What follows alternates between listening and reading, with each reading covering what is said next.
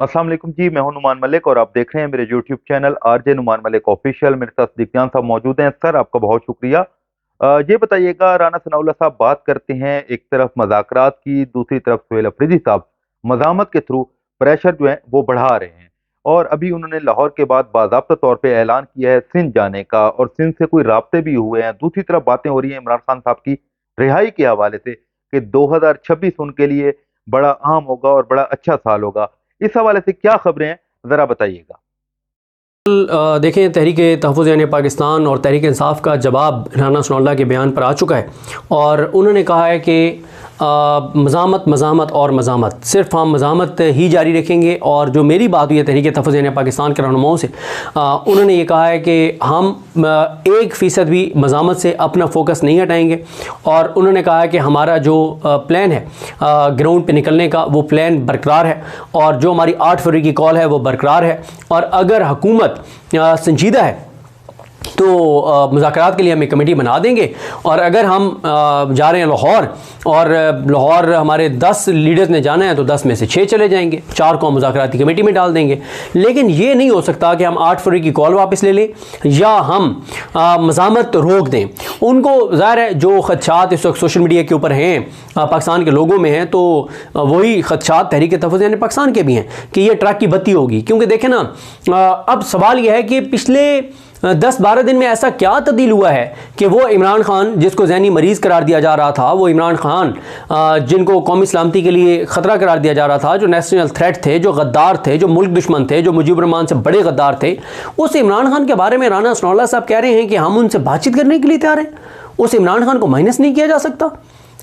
और कोई अगर ये समझता है कि राना सनाउल्लाह जो है वो अपनी मर्ज़ी से ये बात कर सकते हैं, तो उसको जाके किसी अच्छे से न्यूरो सर्जन से अपने दिमाग का इलाज कराना चाहिए, उसको अपना दिमाग चेक कराना चाहिए कि राना सनाउल्लाह साहब की इतनी सियासी हैसियत है कि वो किसी से पूछे बगैर ये बयान दें कि हम इमरान खान को माइनस नहीं कर सकते और इमरान खान माइनस नहीं हो सकता और इमरान खान एक रियलिटी है और इमरान खान से ही बात की जाएगी।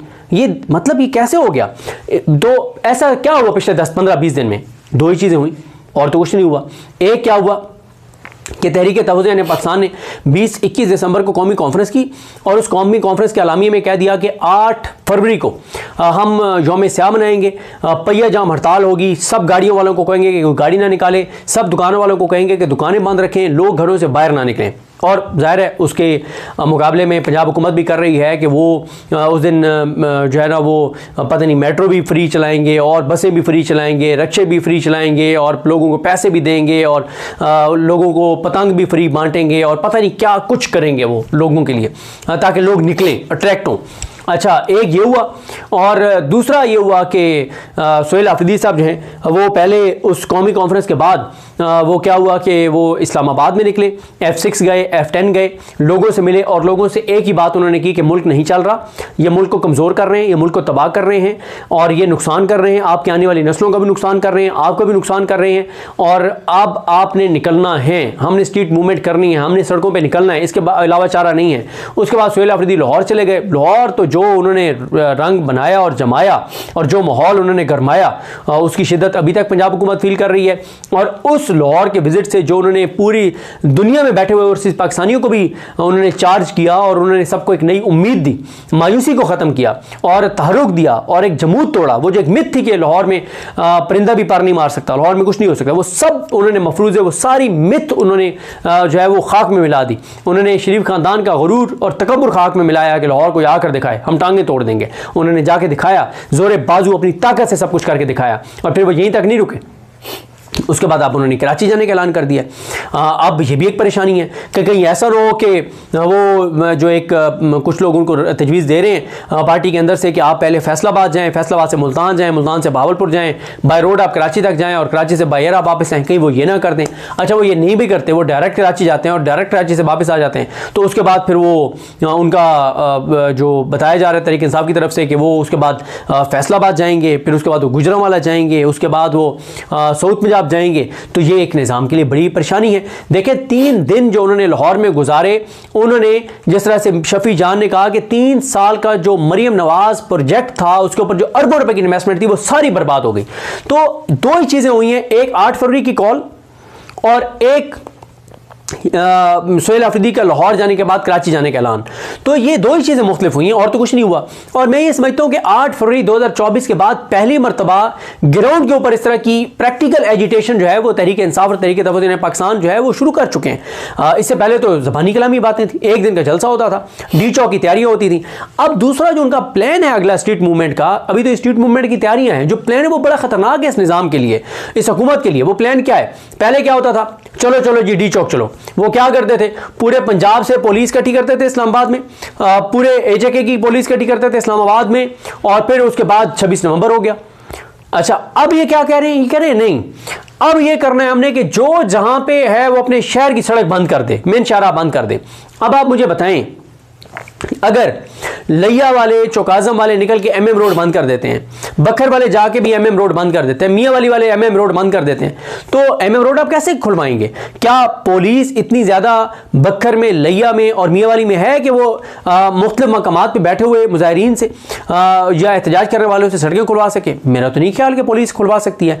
फिर जो दूसरी प्लानिंग जो शायद खड़क की है, जो मोहम्मद मालिक साहब ने बताया कि वो 50 से 60 यूनिवर्सिटीज़ को टारगेट करने जा रहे हैं जो ऐसी लोकेशंस के ऊपर हैं कि जहां से 500 स्टूडेंट भी आगे सड़क पे बैठ जाए तो सड़क बंद हो जाए, तो आप उन स्टूडेंट से कैसे सड़क खाली करवाएंगे? अब हर डिस्ट्रिक्ट के अंदर बड़ी महदूद पुलिस फोर्स है और उसके पास वो इक्विपमेंट भी नहीं होता। वो जिसने, और जो पुलिस मकामी पुलिस है उसको पता है कि मैंने इसी शहर में रहना है, वो तो ये कर भी नहीं सकते सारा कुछ जिस तरह से यहाँ पे इस्लामाबाद में पुलिस आगे करती है। तो ये ज़्यादा डेंजरस प्लान है। तो कांपें तो टांग रही हैं हुकूमत की, टांगें तो कांप रही हैं, कांपें टांग रही हैं इनकी, और इसीलिए ये अब ट्रैक की एक नई बत्ती का इन्होंने आगाज़ किया है। लेकिन तहरीक तहफ़्फ़ुज़ पाकिस्तान और तहरीक इंसाफ इस पर बड़े क्लियर हैं कि अगर ये बातचीत के लिए संजीदा है तो बातचीत हम करने के लिए तैयार हैं, हम कमेटियाँ बना देंगे, लेकिन एजिटेशन नहीं रुकेगी। और ये कह रहे हैं कि हम एक स्ट्रॉन्ग उसके ऊपर मुज़ाकरात करेंगे, उस तरह से मुज़ाकरात नहीं करेंगे जो वैसे गौर साहब ने किया है। अब आप देखें, आप जब किसी को कह रहे हो कि मैं तुम्हारे हाथ जोड़ता हूँ, अल्लाह का वास्ता है, अल्लाह के रसूल का वास्ता है, मेरे छोटे छोटे बच्चे हैं और आप बड़े हैं, आप इस मुल्क के मालिक हैं, आप बड़े लजपाल हैं, सारी ताकत आपके पास है और आप ही स्याह और सफ़ेद के मालिक हैं, आप ही हमारे अन्नदाता हैं और हम तो आप के सामने हमारी कोई हैसियत और औकात ही नहीं है, तो फिर कैसे अगला फ्रीक आपसे बातचीत करेगा? जनाब सुहेल अफरीदी ने क्या कहा लाहौर में? उन्होंने कहा बातचीत हम करने के लिए तैयार हैं, जिसके पास इख्तियार है उसी से बातचीत करने के लिए तैयार हैं, लेकिन बराबरी की सतह पर। यह नहीं कि वो ऊपर बैठे और हम ज़मीन पर बैठे हों, ऐसे नहीं होगा। तो देखें, परेशानी तो है, परेशानी तो है, परेशानी तो है। वो जो धमकियां दे रहे थे कि करें, राना सनौला कह रहे थे जो एजिटेशन करेगा उसको अंदर डाल देंगे, जो सड़क दुकानें बंद करा रहा होगा उसको पकड़ लेंगे। तो अब एक और भी इनको परेशानी है, इकॉनमी की हालात फिर ख़राब हो गए हैं, फिर आपके टैक्स कलेक्शन नहीं, आपका टैक्स कलेक्ट नहीं हो सका, आपके एक्सपोर्ट्स कम हो गई हैं, इंपोर्ट्स आपकी बढ़ गई हैं, तजारती खसारा आपका बढ़ गया, दोबारा आपका डॉलर मिल नहीं रहा। जिन लोगों ने पाकिस्तान से बाहर जाना है उनको डॉलर नहीं मिल रहा, जिनके बच्चे बाहर पढ़ते हैं उनको डॉलर नहीं मिल रहे बाहर भेजने के लिए।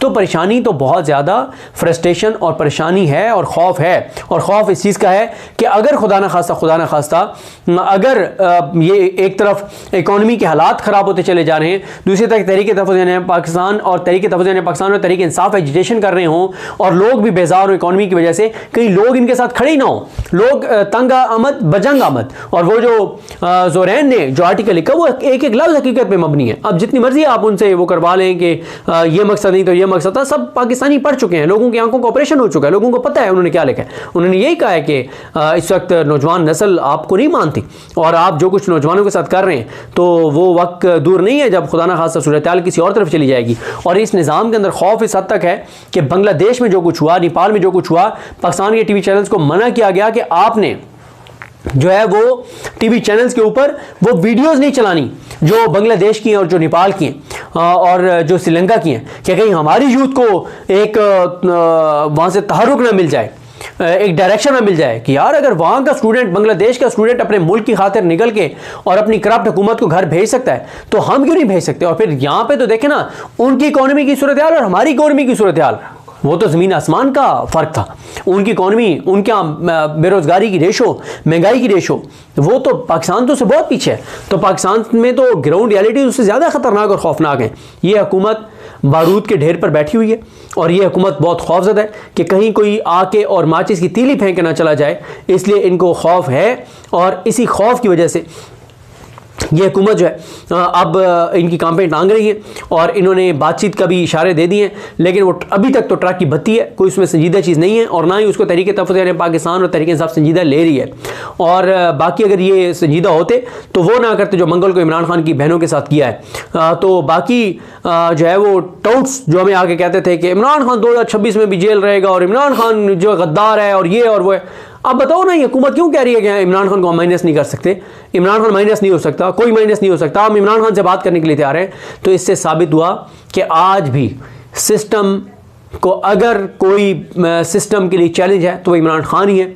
और इस हुकूमत का इस बात का एतराफ़ करना इमरान खान की बहुत बड़ी फ़तह है, बहुत बड़ी फ़तह है इमरान खान की, कि साबित हो गया कि आज भी इमरान खान ही है जिससे बात करके ही मुल्क को आप आगे ले जा सकते हैं, वरना मुल्क जो है वो यहाँ से आगे नहीं जा सकता। यानी जो बांग्लादेश की हैं और जो नेपाल की हैं और जो श्रीलंका की हैं, क्या कहीं हमारी यूथ को एक वहाँ से तहरुक ना मिल जाए, एक डायरेक्शन में मिल जाए कि यार अगर वहाँ का स्टूडेंट, बांग्लादेश का स्टूडेंट अपने मुल्क की खातिर निकल के और अपनी करप्ट हुकूमत को घर भेज सकता है तो हम क्यों नहीं भेज सकते? और फिर यहाँ पे तो देखें ना, उनकी इकोनॉमी की सूरत हाल और हमारी इकोनॉमी की सूरत हाल, वो तो ज़मीन आसमान का फ़र्क था। उनकी इकॉनमी, उनका बेरोज़गारी की रेशो, महंगाई की रेशो, वो तो पाकिस्तान तो उससे बहुत पीछे है। तो पाकिस्तान में तो ग्राउंड रियलिटी उससे ज़्यादा ख़तरनाक और खौफनाक है। ये हुकूमत बारूद के ढेर पर बैठी हुई है और ये हुकूमत बहुत खौफजदा है कि कहीं कोई आके और माचिस की तीली फेंक के ना चला जाए, इसलिए इनको खौफ है। और इसी खौफ की वजह से ये हुकूमत जो है अब इनकी कांपें टांग रही है और इन्होंने बातचीत का भी इशारे दे दिए हैं, लेकिन वो अभी तक तो ट्रक की बत्ती है, कोई उसमें संजीदा चीज़ नहीं है और ना ही उसको तहरीक तहफ़्फ़ुज़ यानी पाकिस्तान और तहरीक इंसाफ संजीदा ले रही है। और बाकी अगर ये संजीदा होते तो वो ना करते जो मंगल को इमरान खान की बहनों के साथ किया है। तो बाकी जो है वो टाउट्स जो हमें आके कहते थे कि इमरान खान 2026 में भी जेल रहेगा और इमरान खान जो गद्दार है और ये और वो है, अब बताओ ना ये हुकूमत क्यों कह रही है कि इमरान खान को हम माइनस नहीं कर सकते? इमरान खान माइनस नहीं हो सकता, कोई माइनस नहीं हो सकता, हम इमरान खान से बात करने के लिए तैयार हैं। तो इससे साबित हुआ कि आज भी सिस्टम को अगर कोई सिस्टम के लिए चैलेंज है तो वो इमरान खान ही है। और इस हुकूमत का इस बात का एतराफ़ करना इमरान खान की बहुत बड़ी फ़तह है, बहुत बड़ी फ़तह है इमरान खान की, कि साबित हो गया कि आज भी इमरान खान ही है जिससे बात करके ही मुल्क को आप आगे ले जा सकते हैं, वरना मुल्क जो है वो यहाँ से आगे नहीं जा सकता।